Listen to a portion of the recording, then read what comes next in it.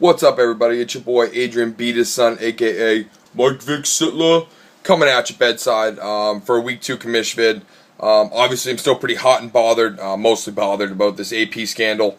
I've been sticking with my number one pick. I mean, he is AP all day. He is my number one pick.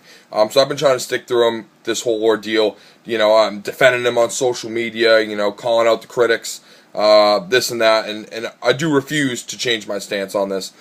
The man disciplined his son, blah, blah, blah.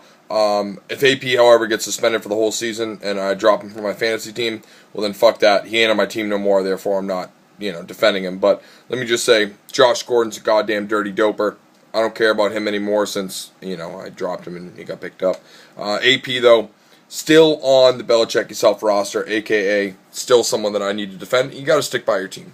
That's just, that's pretty obvious there. But anyways, I guess he's deactivated until the trial thing's over. God knows how long that's going to last. It's probably the whole season. I got a couple texts this morning waking me up, letting me know all that, so that sucks. I need some more details before I make a move here, but it's not looking good. Anyways, enough about me. Let's talk about some TGFF news. DJ's yet again the topic of conversation. Beasted again in week 2. Kind of fucking ridiculous here. Anyways, the highest points, again, K-Roach is right behind him. I think he was less than a tenth of a point behind him. They were both over 150 points. No one else even came close to that mark, so props to you guys for that.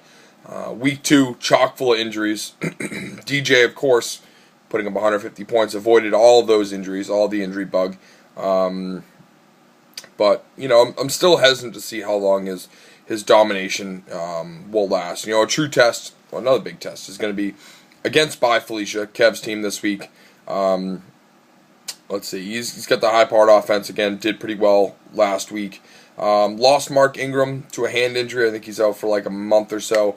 But, Ingram was his flex starter. I know Kev's a savvy guy. He's going to be able to plug and play someone in there for this week against DJ, and hopefully should be a good matchup. And, of course, that's going to be the featured matchup of the week. If, the two high-powered teams from week 2. DJ's still undefeated. I'd love to see Kev knock him off right here. Really, really love it.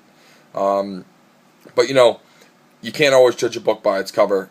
Having the most points in 1 week or the first 2 weeks doesn't necessarily mean you're the best team, which actually brings us right into our first hashtag Roach Fact of the season. After dropping 150 points, over 150 points on Bye Felicia, Chris is the big Gronkowski, scraped up only 81.87 points. His 69-point drop in 1 week, 69. His 69-point drop in 1 week is the largest such in TGFF history. In history. Yeah, big shit right there. Anyways, typical TGFF. We're 2 weeks into the season. 6 out of the 10 teams are 1-1.